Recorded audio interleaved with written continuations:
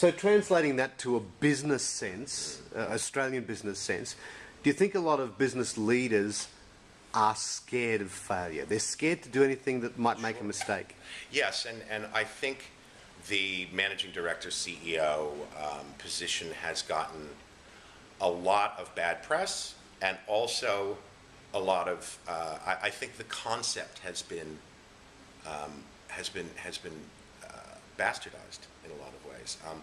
Look, shareholder pressure, market pressure, political pressure, all these types of stuff. I mean, that role used to be about the evangelist for the company. Okay, you have. I mean, the only way to be a CEO is to be the dumbest guy in the room or the dumbest gal in the room. What do you mean by that? In my opinion, the chief executive officer or managing director is somebody who needs to lead. Okay, and leading is about inspiring and about connecting and about thinking and about being out in front. Okay, you're the tip of the spear, not the shaft. Okay, the spear is no good without the shaft, but you bring incredible executives around you. Okay, I've been a CEO a couple of times. I'm not particularly good at it because I think I just move out too fast.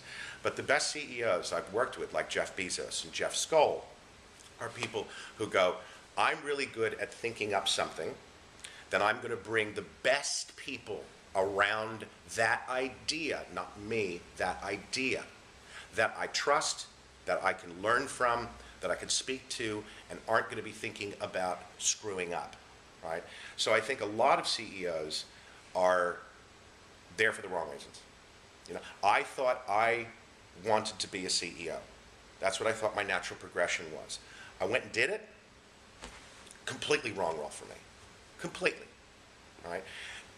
So are you a CEO because of your ego? Well, then you're going to be afraid. Yeah? Are you a CEO for the money? You're going to be afraid. Are you a CEO to lead? Then you won't be afraid. What's your experience been with Australian CEOs compared to Americans? I think that the generality of Australian business leaders is tighter and more constricted than American business CEOs, because I think American business in the last 10 or 15 years has gotten much more fluid, right? Entrepreneurial even at the big corporate level. And it's not about, you know, the vertical org chart and this and that and just the sales sheets. It's about building a brand, okay?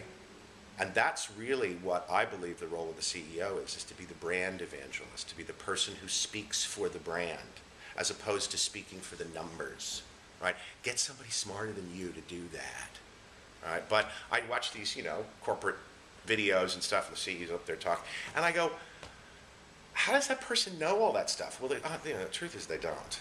Okay, but they're taking it. They're taking it on their shoulders. I mean, there's this kind of like uptightness. There's this kind of scrunch that I see in Australian CEOs and European CEOs. What could they do better? How could they improve?